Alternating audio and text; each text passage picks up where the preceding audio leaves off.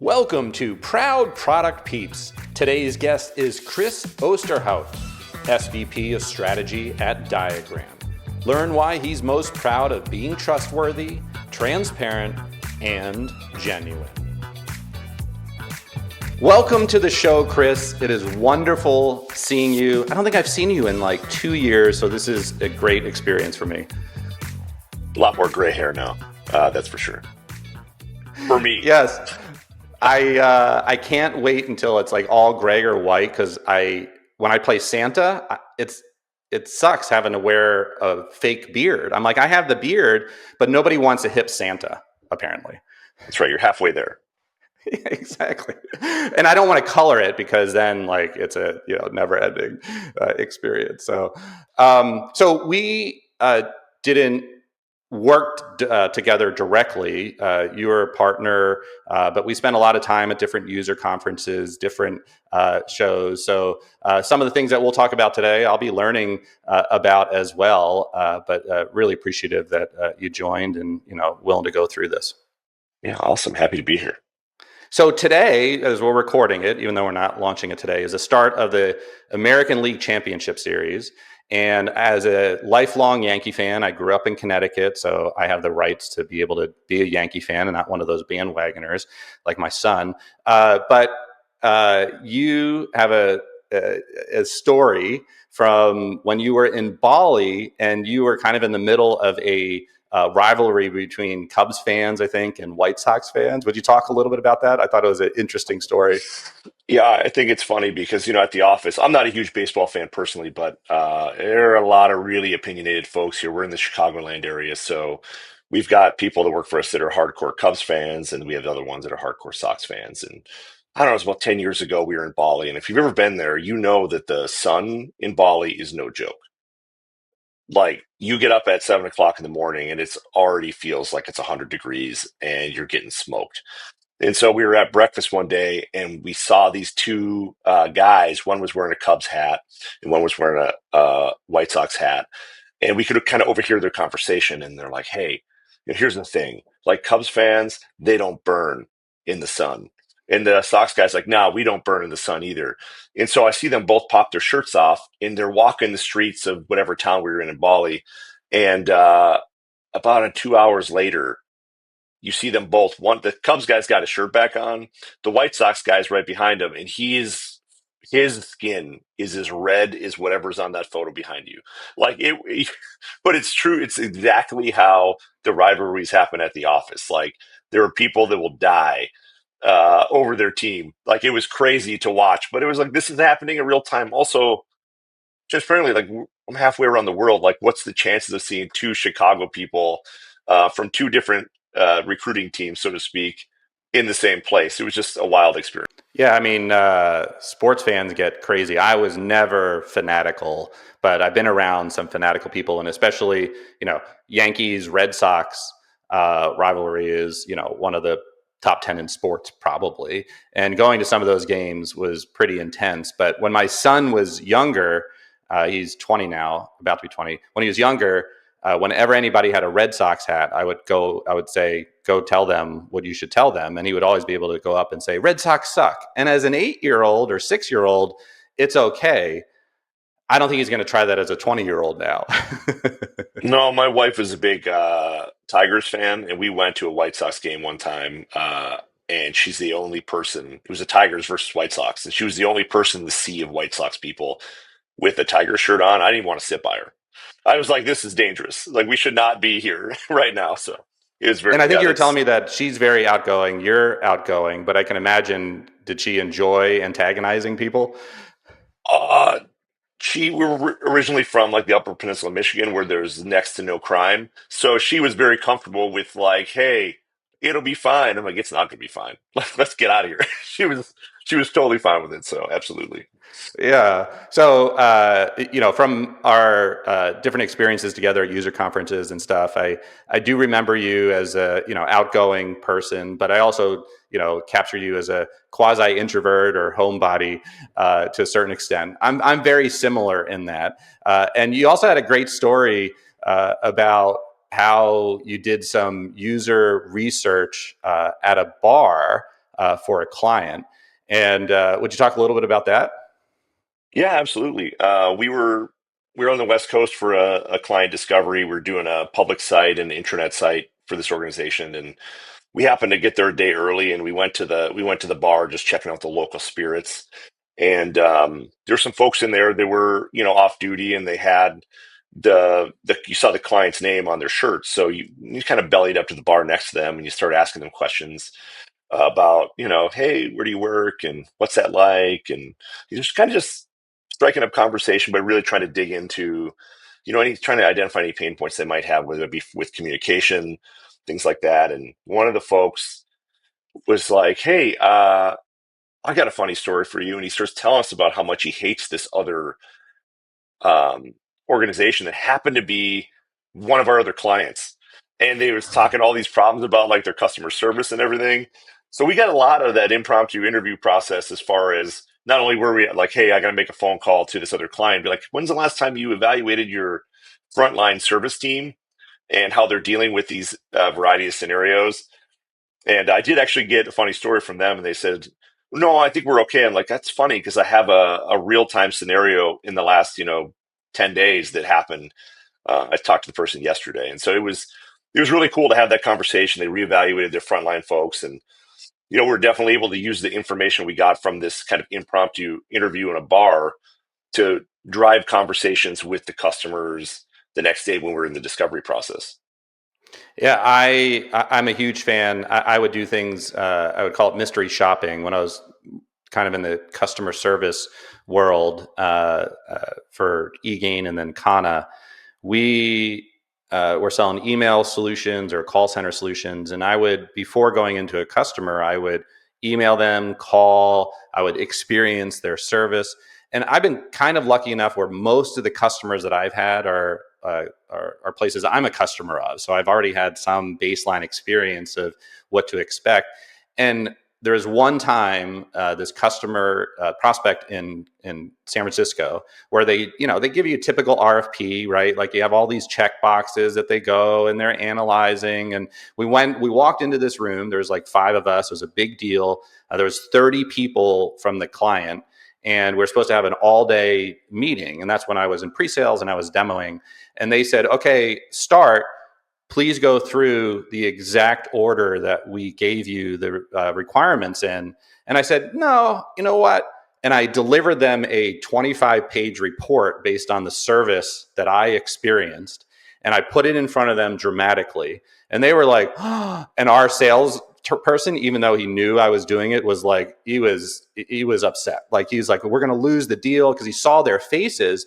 And to me, I was like, look, you guys are kind of asking the wrong questions. Here's the different things that I experience. And while I'm going to cover what you have, here's other things that you may not be aware of from a customer perspective. We ended up winning the deal. It changed the conversation. But I do think that personal experience, even though it's anecdotal because the amount of times, I think that definitely helps. Did you win that deal? Were they already a customer? We Or had just won the deal. Um, but it was, I do have a anecdotal story. Recently, we were issued an RFP in early June, and they wanted a specific set of very discrete, like 200 user stories. And we historically don't respond to RFPs for a variety of reasons. We don't think they're the best way to actually get a project off the ground. And we no bid it. We said we can't do it. And then maybe 3-4 weeks later, we got a call. They're like, "Hey, a couple people dropped out. Would you be willing to bid?" And I said, "Well, our biggest problem why we didn't bid was that we don't believe you can achieve the outcomes you're looking for with the platforms you've selected. Would you be open to discussing other platforms?" I know when I originally asked, it was no. Are you open to it now? And they said, "Yeah, we'd be open to anything that you recommend." And we actually ended up winning that deal, hmm. 6 weeks later. And I was kind of blown away by it, because we just said, just like you actually indicated, we feel like you're asking the wrong questions. And, we think you're looking at it in a different light. You can maybe read an analyst report, maybe whatever. But um, that conversation that we had with them about, here's how we envision this all coming together, and like painting the picture for them of, Not the words in an RFP response. We actually didn't respond to any of the stuff that they asked for directly. And it was more of our vision of how all of this could come together. And that they said that's what did it for them. Yeah, I mean, being thoughtful, and my immediate reaction as you're telling the story was like, are you just going to be column fodder if you are? Because they needed three in order to fulfill their own requirements. They only had two. Like, we just find somebody, But obviously, if you didn't actually reply to anything, you couldn't be column fodder because there's no apples to apples. And I do think that most of the folks that are buying these products are not professional. They've maybe done it 1 to 3 times. And so, as the professional who are doing these bids and have customers similar, it's incumbent upon you to say, like, hey, here's some trends, here's some different things that are happening. And it is because they're not professional, and that's not their main job. Their main job is to actually use the product when it's done. And I do think Right. that dynamic is always very difficult. Because I've been a part of things where we've replied to the RFP exactly, and it still was a gap in what they were expecting because the interpretation of that stuff. And if you're not thoughtful as the vendor and going through it, it makes it very difficult to have a strong relationship afterwards. Yeah, I think our opening was when they said, hey, everybody else responded a specific way. We'd like another look at it. And I thought to myself, exactly what you said, is like, is this just a price thing, or do they need another person in the mix in order for them to check the boxes for the board or whatever it might be? But when they started agreeing to look at things differently, I was like, well, it's worth a shot. So we did, and it was such a rewarding conversation. And that project's running. We're off the ground with it now, and it's been the teams are like, this customer is amazing to work with. And so not only was it like this very weird way to kind of get a client, but it's been very rewarding since then for the teams that are working with them directly every day. So That's wonderful. Do you ever have you ever done where you've submitted an RFP and you're like, this isn't going anywhere, and I'm not even sure they're going to read it? Have you ever added Easter eggs just to see if they were going to say anything? no, mainly because we respond to like maybe 2% of the RFPs that come in. And so we only will do it if we So feel you're that there's thoughtful. If the you're replying, you're replying to win. Yeah, exactly correct. Yes. yeah. So you don't want any Easter eggs in there that might come back to get you. No, but I've seen that in the sports playbooks where they'll put something on like the last page, like $100 to see if anybody made it through the whole book, when they're, that kind of stuff. It's not a bad idea. I would do it when I knew that the reps weren't even going to read anything, like, or weren't even going to check a presentation. I would always change it at the last minute, but it was more so for internal purposes that I was Hoping they don't forward antagonizing. it, Yeah, forward it along. right, It's exactly. already. Yes, Yeah. yes. Oops. Yes.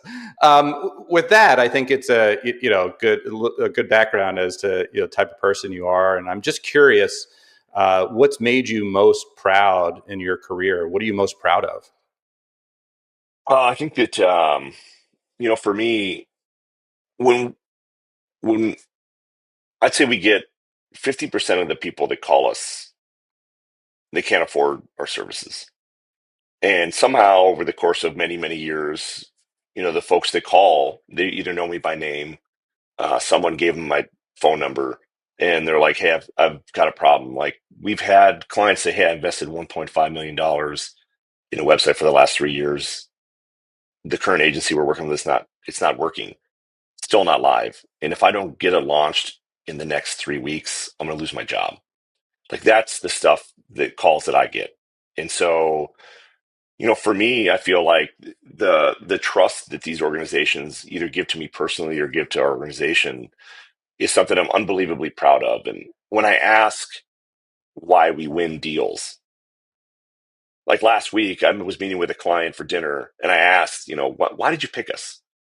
And I said, before you do it, I'm going to write down on the napkin. We're at dinner. I just had a pen. I wrote on a napkin, folded in half, and I slid it across the table. I'm like, don't open it until you're done. And every one of them had some variation of like, yeah, I don't know, you made us really feel really comfortable. Really felt like we could trust what you're saying. And they open the napkin and it says trust, and then everybody has a good laugh about it.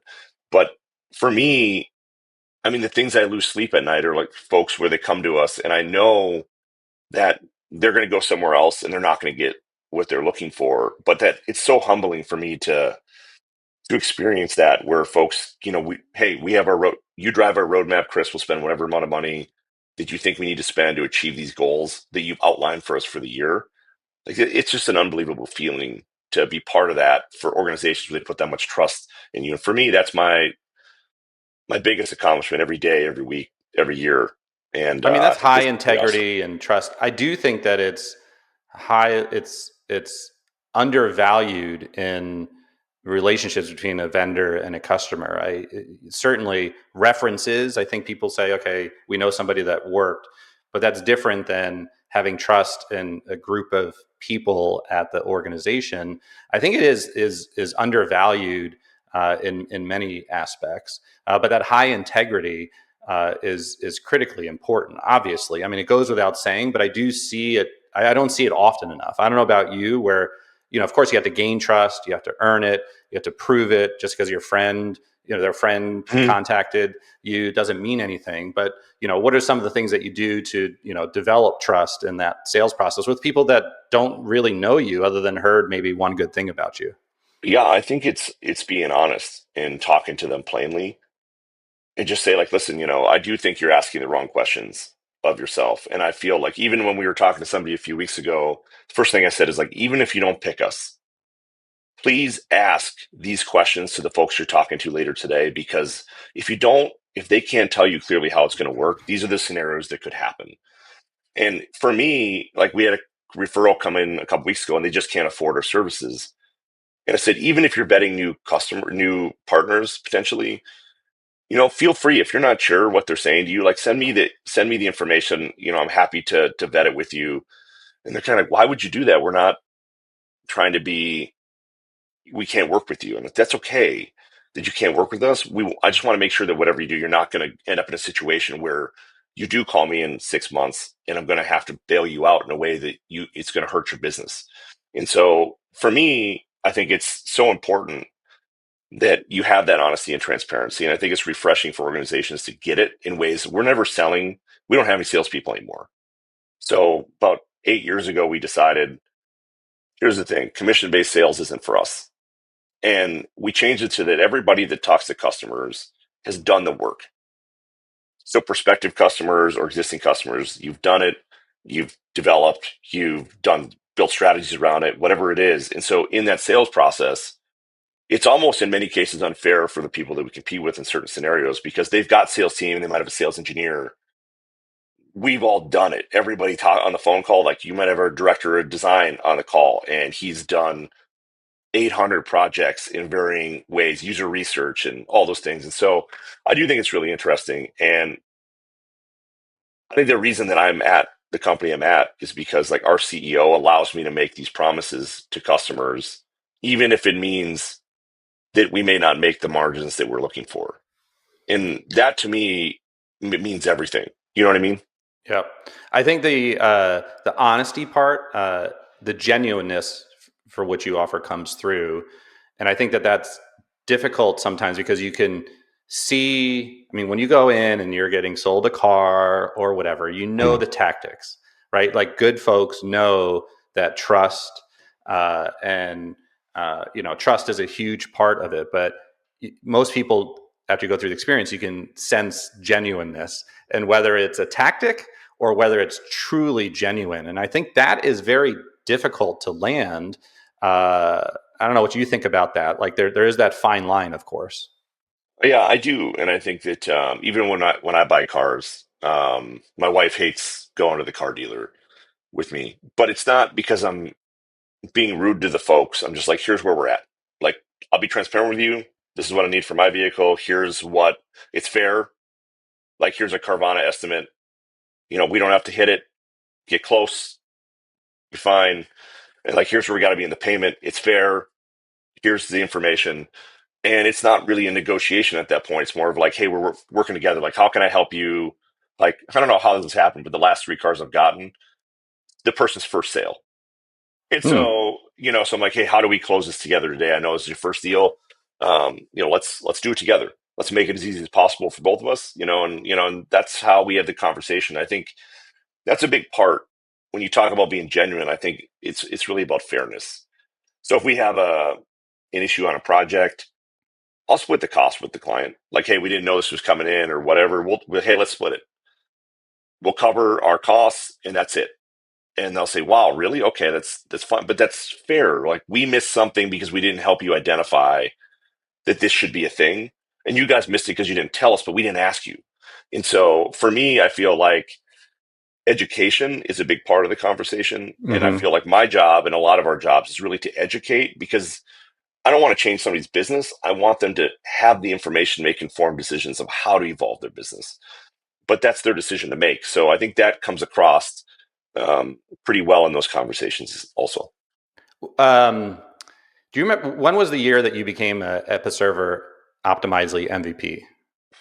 It's a quiz there. I mean, 2016, maybe Okay. 2018. So I started in 2016 with Episerver, and it was my first real experience with partners and first definitive experience with MVPs. And looking back on it now, it took me like 2 years to be able to feel genuine. Like the first couple years, I would go and present something to the group of highly intelligent individuals, and there's always something that I did wrong, and it was I attributed to like spinning things, and I don't think I was very genuine. And then I remember vividly this meeting that we had in Stockholm. It was probably like 2018 or so, and it was the first time that I was like, yes, you're right. You are right. I'm not going to spin this. This is the actual situation as to where we're at. This is where we missed. This is where we're going. And from that moment, it was really clear to me that while I was trying to show trust, trying to show honesty, I don't think I was really genuine in it because I was trying to spin it to the value of the vendor versus to be honest with this really core group of people. I don't know if you remember that, if you remember, Yeah. the switch that I made, but it was interesting. I think genuineness was the key thing that was different between those times. Well, I think it's the same thing. Anybody, if you're working, say you're having something done in your house, and the contractor's like, hey, listen, I opened the wall up and I found a leak. Rather than them hiding it to try to not have that conversation, like, hey, it's a lot easier. I got the wall open. Let's just fix it. It's going to be $100, whatever. But like that's the same way I look at everything that we do as an organization and the way that I interact with folks is like it's better to have the conversation, even if it's something that everybody's a little bit uncomfortable with. And let's find the right solution together so that you have the best end product. And I think for me, that it goes a long ways. You just got to admit when something's not the way you expect it or it's not perfect and, move forward together to create that end solution that's going to bring the value as fast as possible to their customers. When I'm involved in the front end of a process, my one line that I would use that a lot of reps weren't super appreciative, but it was the truth was every vendor is going to have issues. We are going to have issues. You're going to come on board. We're going to come across different problems. It's how the vendor reacts to it is the Mhm. key, as opposed to when you get a question and say, when was all your downtime? When was this? When was this? Versus what was the solution that you put in to solve it? I think that's exactly what you're saying. To kind of circle back as to what you're most proud of is those relationships and that trust. And that's why it's not that there weren't issues, it was your reaction to it, covering half the cost, identifying the leak instead of hiding it. I think that's the key, and that's super interesting. Transparency, I think, is the key to anything. I'll tell you, 90% of every issue with every project with any client could be solved with better communication. Mm-hmm. Everybody's like, hey, if we better rush this in because we're going to miss the deadline. I've never talked to a client ever in the history of me doing this where they say, if I said, hey, listen, to make sure this is as tight as possible, we need 2 more days. I want to make sure it's done right. Nobody has ever said, you know what, I don't want it done right. And that's a conversation worth having, in my opinion, is that like we're going to roll the launch date to push it 2 days, but this is why we're doing it. And here's why we think it's important. Are you okay with this? They always say yes. Now, if you said, I'm going to roll it 2, 3 months, there's a different conversation happening there. We missed something along the way, but, Or um, there's 4 2-day delays, right? Mhm. Like I mean, you're right. There is a certain point, but I couldn't agree with you more. There is an exasperation that people are like, oh, my boss is going to be upset, or we promised this, or these other things, but we want to make we want to make sure that the customers, our end customers, can actually access the website and process things. Like that's way more important than hitting a fictitious deadline that we set months ago. So 100%. yeah. No, I love that. I mean, I think that. By the way, I think that that's a phenomenal thing. I'm really appreciative. It's been very difficult for folks to be introspective about what they're proud of. We're talking about there's so much negativity. There's so many things that people are unwilling to say, and bringing back positive things. I think that's a really important lesson. Is that not only identifying what you're proud of, but being able to articulate it in the way that you did. I thought that was pretty fantastic.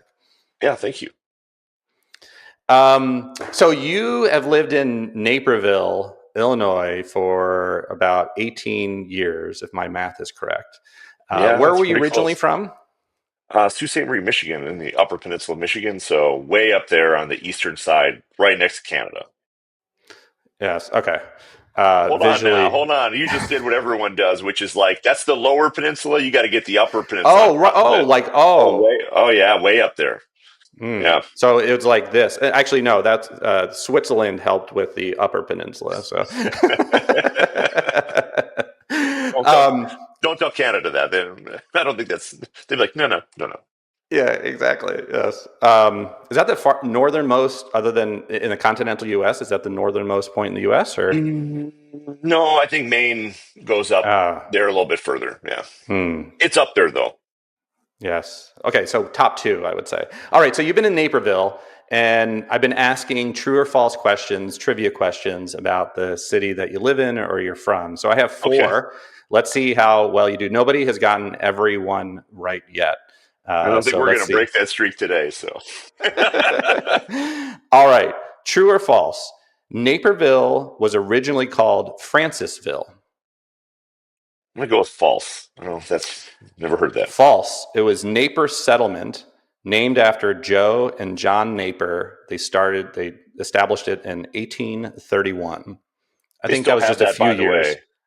They still have a neighbor settlement here, and that's where they put all have like all of the like city gatherings. It's like a subset of the town, and they'll have Pride Fest or the wine festival or whatever. It's in like enclosed area. Yeah, it's pretty Oh, cool. very cool.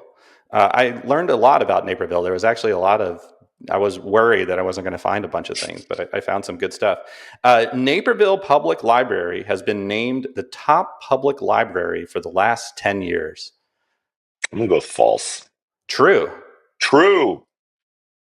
I am a Top member of the public library library. in the U.S. My kids do like it a lot. There's three of them actually. If you're in town, there's three of the Hmm. libraries. Yeah. All right. Well, you didn't get them all right, so you're not the first one. Naperville is the oldest town in DuPage County. True. True. Yes. I Feels didn't have like enough it's been room to around a write long down all time. the other towns and their dates, but Naperville is the oldest. They have a sign everywhere you drive when you're coming in and out of Naperville. It's like 1831. It just feels like a long time ago, so I figured it's true. It's funny. I think you've traveled in Europe a decent amount too, right? Like you go over there and it's like 1831 is like, hey, this is new, new construction. Yeah. Yeah, we were in a bar in London one time, and it was like 1031 or whatever. It was like 12, whatever. It was like they put signs on that. Here, if it's like before 1900, it's a historic society. All right, last question. Naperville is known for hating kids. I think that'd be false. I was like, I need to figure out a way to. It's actually rated as top three kid friendliest towns in the U.S. I don't know where these like ratings come from and everything, and I was also worried about phrasing that in a certain way, but I thought it was funny. So especially with all the pictures around you of your kids. Yeah, yeah, yeah, absolutely. They're old pictures, unfortunately. I gotta update these things. Well, one more question, purely selfish reasons. I'm asking this. Uh, Interested in your most favorite TV show or movie or book, audiobook that you've read, watched, listened to in the last year?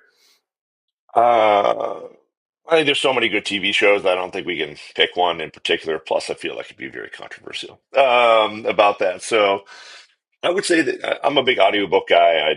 I listen to 2 audiobooks a month, one for professional growth and then one for personal enjoyment. Sometimes they're both professional. But there was a audiobook I listened to about a year ago, and it still has like stuck with me. It's called Extreme Ownership, and it's just these ex-Navy SEALs that talk about how they took the things that they learned managing troops in the battlefield and like translate that to business, and now they're business consultants for big organizations. And the way it's put together is just really interesting. And I think that it's the one that sticks with you the most, at least for me.